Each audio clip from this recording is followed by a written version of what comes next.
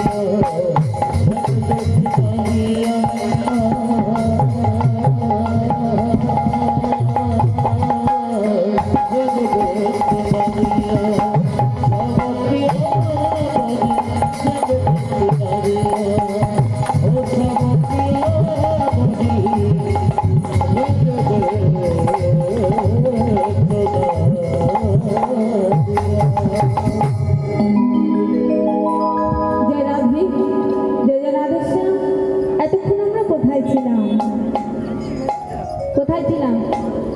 শ্রীধাম নবদ্বীপে। এখন সবাই চলেছি কোথায়? শ্রীধাম বৃন্দাবন। ওমা, বৃন্দাবনে যেতে গেলে কিছু বলতে হয় গো। কি বলতে হয়? রাধে রাধে, রাধে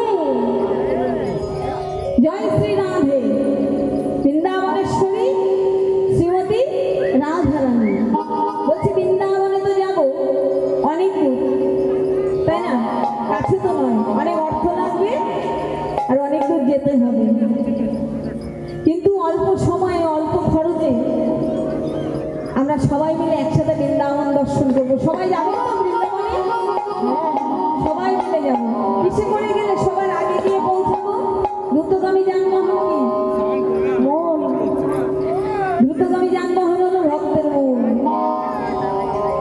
মনের উপর রথে করে সবাই মিলে একসাথে বৃন্দাবনে যাবে, তাই না? চল রে আমার মন, চলো চলো আমার মন মধুর বৃন্দাবন, বৃন্দাবন যমুনার ধারে ধারে ধরে ধরে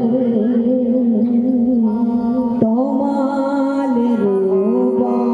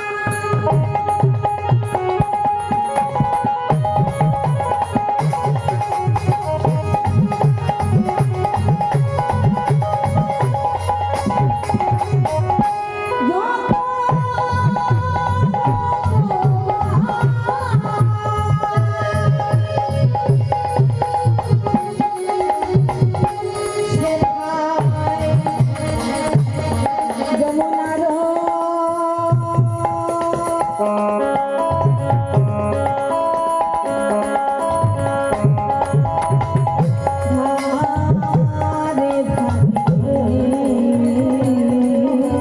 আছে তোমার রঙ।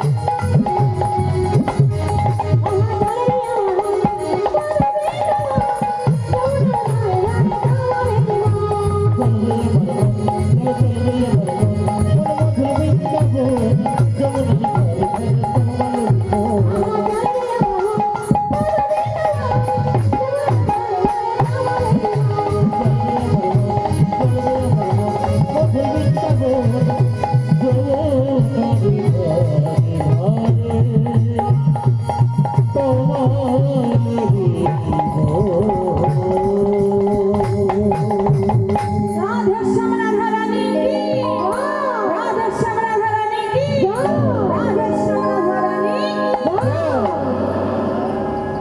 সবাই মিলে বৃন্দাবনে এলাম। শ্রীকৃষ্ণের মধুর রূপ সুসনাতন, যেই রূপের কোণে ডুবায় সর্ব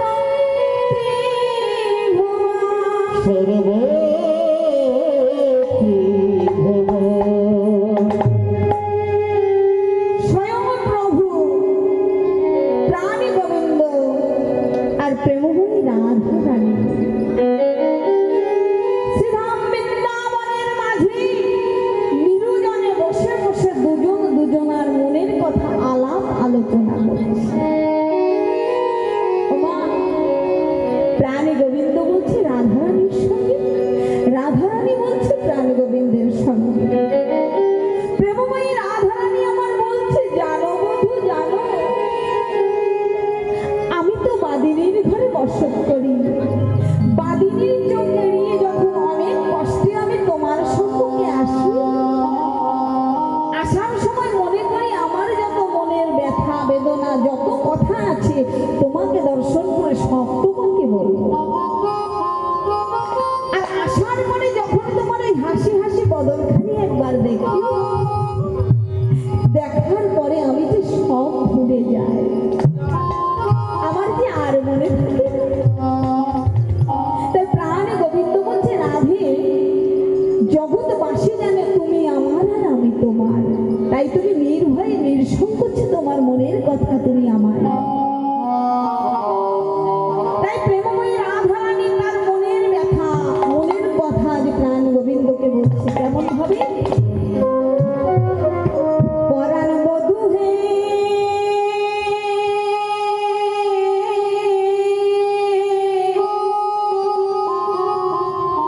কলঙ্কের কপাল কলঙ্কের কপাল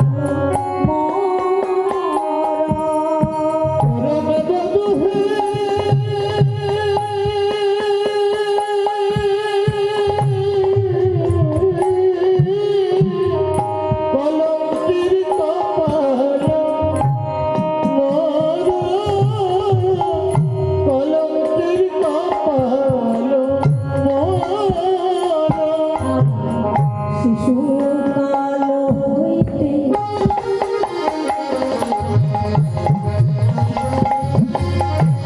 যৌবন অবধি পরাণে পরাণ দেহ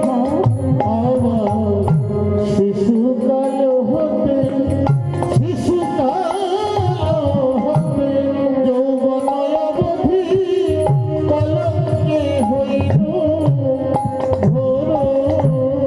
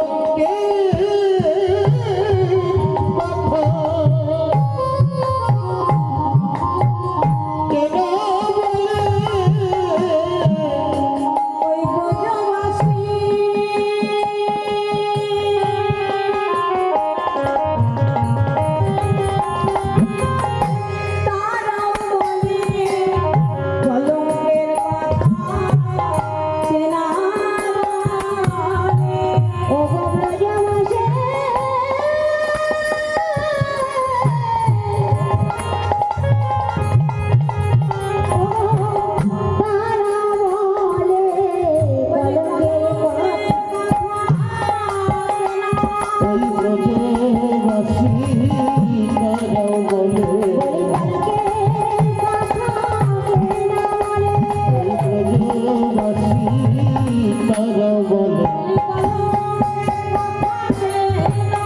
ব্রজবাসী তারাও বলে পলকে কথা কেনা বলে ব্রজবাসী তারাও বলে পলকে কথা কেনা বলে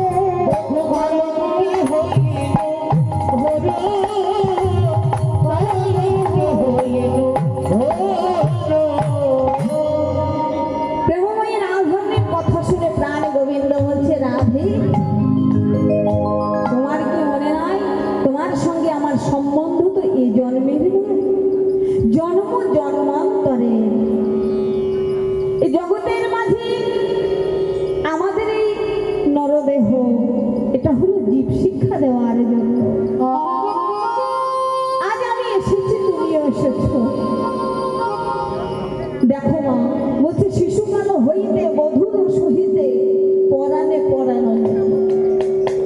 শিশুকাল হইতে বধূর সঙ্গে প্রেমময়ী রাধারানীর একটা সম্বন্ধ আছে। কেমন সম্বন্ধ? রাধারানীর জন্ম বৃত্তান্তের কথা সবাই জানেন তো? জানেন তো? তাহলে বলবো না, পালায় চলে যায়। বলবো প্রেমময়ী রাধারানীর আবির্ভাব হয়েছিল।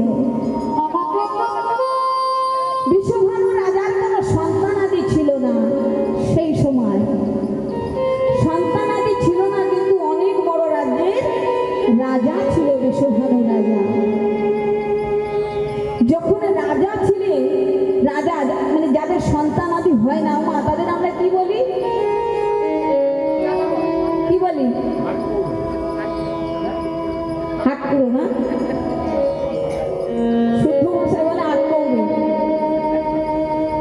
রাজা হাটকুড়ো রাজার মুখ দর্শন করলে সকালবেলা সারাদিন ভালো যাবে না। রাজ্যবাসী এই মনে করে কেউ সারা সকাল বিশ্বভানু রাজার মুখ দর্শন করতে চাইতেন। রাজা হলেও তার মনে একটা কষ্ট ছিল। তাহলে উপায় কি? তিনি স্বপ্নযোগে বুঝতে পারলেন যে অম্বিকা দেবীর সাধনা করতে হবে। তিনি অম্বিকা দেবীর সাধনা করলেন। অম্বিকা দেবীর সঙ্গে তার সাক্ষাৎ হলো। সাধনা করে, সাধনায় সিদ্ধি লাভ করে অম্বিকা দেবী বলেছিল, তুমি একজন সৎ গুরু চরণ আশ্রয় করো, তুমি কৃষ্ণ মন্ত্রে দীক্ষায় দীক্ষিত হও। যদি হও তোমার মনের আশা অবশ্যই পূরণ করবে। অম্বিকা দেবী তাকে আদেশ দিয়েছিল বলতে পারে। বিশ্বভানু রাজা তিমন্ত মুনি তার কাছ থেকে দীক্ষা মন্ত্রটি নিয়েছিলেন। নেওয়ার পরে তিনি অম্বিকা দেবীর আশীর্বাদে তার এই ফলক্রমে এই কন্যা সন্তানটিকে নিজের কাছে পেয়েছে। মা কীর্তিদাসী যমুনায় স্নান করতে গিয়ে দেখছে একটি পদ্ম ফুলের ভিতরে একটি কি সদ্যজাত পদ্ম ফুলটা যেন উজ্জ্বল, অন্য ফুলের চাইতে ওই ফুলটা উজ্জ্বল। মা কীর্তিদাসী করেছে, ফুলটা তুলে এনে নিজের ঘরে সযত্নে রেখে দিয়েছে। দেখতে দেখতে ফুলের মাঝে কীটটা একটি মানব দেহে পরিণত হয়েছে, একটি কন্যায় রূপান্তরিত হয়েছে। মা কি করলেন? রাজ্যবাসী সবাই জানতে পারলেন যে বিশ্বভানু রাজার একটি কন্যা সন্তান হয়েছে। ওমা, এতদিন পরে এত সাধনার ফলে রাজার একটি কন্যা সন্তান হয়েছে। রাজ্যবাসী সবাই মিলে ছুটে আসছে দেখার জন্য, সবাই দর্শন করছে যে এত অপরূপা সুন্দরী প্রেমময়ী রাধারানী আমাদের আনন্দের সহিত দর্শন করছে, কিন্তু যাওয়ার সময় দুঃখ প্রকাশ করতে করতে চলে যাচ্ছে। কেন?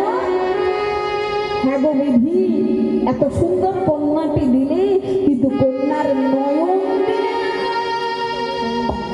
রাধারানীর নয়ন হয়নি গো,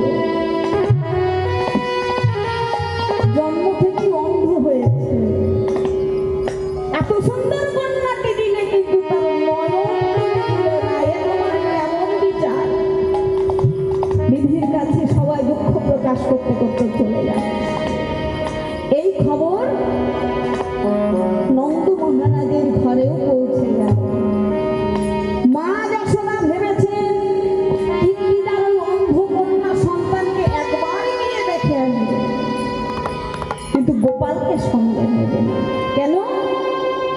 ওই অন্ধ মেয়ের পরশ লেগে যদি আমার গোপাল অন্ধ হয়ে যায়, তাই মা গোপালকে কিছুতেই সঙ্গে নেবে না। মা কি করেছে? ভোরবেলা ঘুম থেকে জাগিয়ে তুলে আবার ক্ষীরসর নবনী সেবা করিয়ে গোপালকে ভালো করে ঘুম পাড়িয়ে দিচ্ছে। আর চতুরের শিরোমণি গোপাল কি করেছে জানো?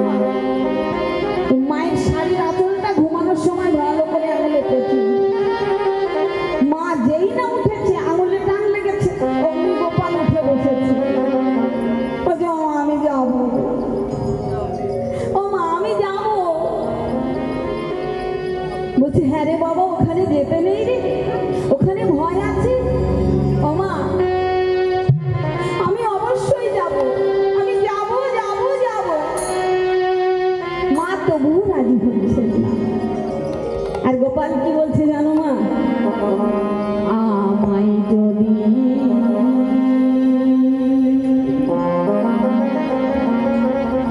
নানাও কোলে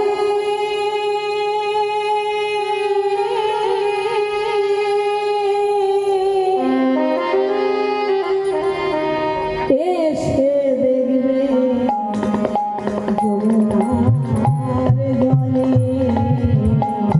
মাগো তুমি আমায় যদি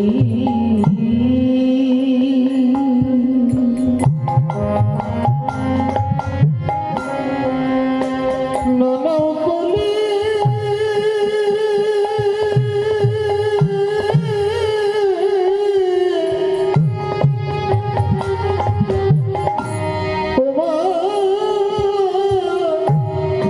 এসে দেখবে গোপাল যমুনার জলে, মাগো তোমার গোপাল তোমার গোপাল মোরে জলে ভাসে, মাগো তোমার গোপাল, তোমার গোপাল মোরে জলে ভাসে, তোমার গোপাল তোমার গোপাল মোরে জলে ভাসে, তোমার গোপাল মোরে জলে ভাসে, তোমার গোপাল মোরে জলে ভাসে, মাগো তোমার গোপাল মোরে জলে ভাসে। বলি গোপাল বলে আর কেউ থাকবে না, গোপাল বলে আর কেউ থাকবে না, বলি মা বলে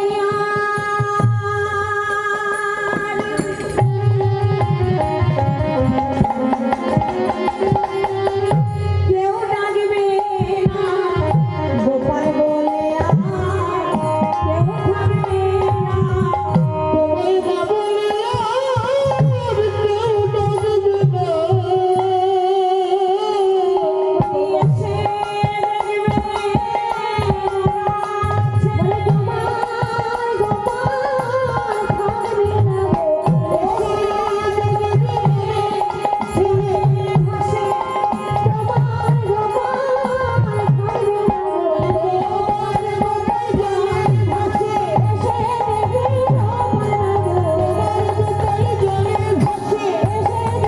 গোপাল থাকবে না মাগো তোমার গোপাল মোরে জলে ভাসে। ও মা তুমি এসে কিন্তু আমাকে আর পাবে না, তোমার গোপাল মোরে শ্রী যমুনার জলে ভাসে। কোনো মা যদি এমন কথা শোনে মাগো, তাহলে কি সন্তানকে কি ফেলে রেখে যাইবো? যাই যেতে পারে না। তাই মা যশোদা কি করেছে? নিজের ইচ্ছা নেই তবুও গোপালকে কোলে নিয়ে চলেছে।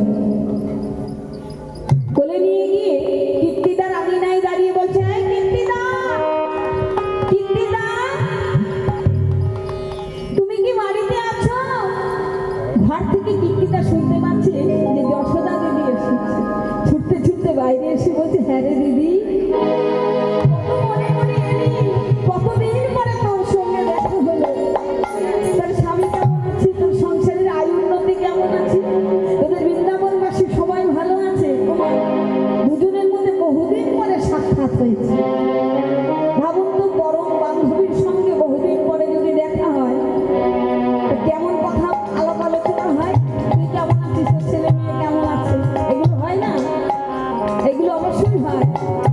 এই কথাগুলো যখন আলাপ আলোচনা হচ্ছে, মা কীর্তিদা ভুলেই গেছে যে মা যশোদাকে ঘরে নিয়ে বসাবে, এটা ভুলে গেছে। এদিকে চতুরের শিরোমণি গোপাল কি করেছে, মায়ের কোল থেকে বারবার নামার চেষ্টা করছে, আর মা কত চেপে চেপে বসে আছে। আর গোপাল কি করেছে জানো মা? চতুরের শিরোমণি গোপাল তো মায়ের গলায় ছিল বহু মূল্যবান গগনদত্ত মালা। মালাটি ধরে এমন করে নাম দিয়েছে,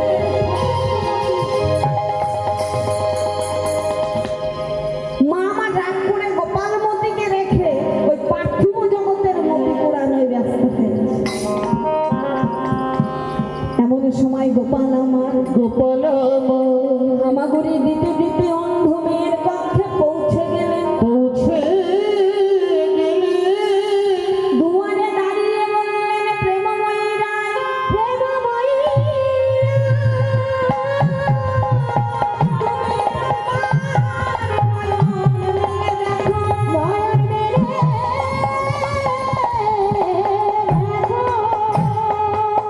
প্রেমময়ী রাধারানী আমার বলছে, বধূ তুমি এসেছো,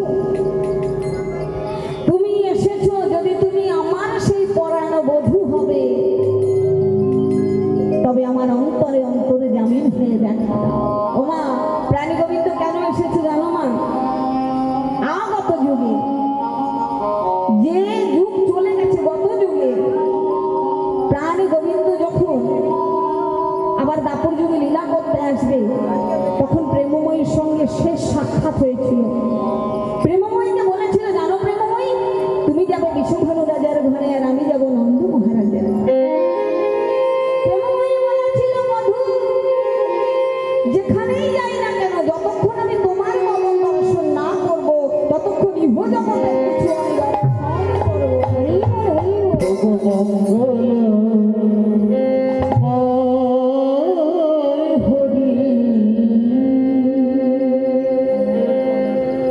প্রভু নারায়ণ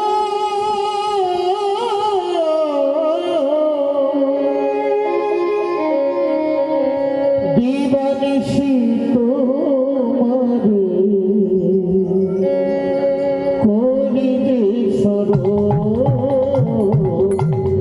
দিবানিশি তোমারে করি যে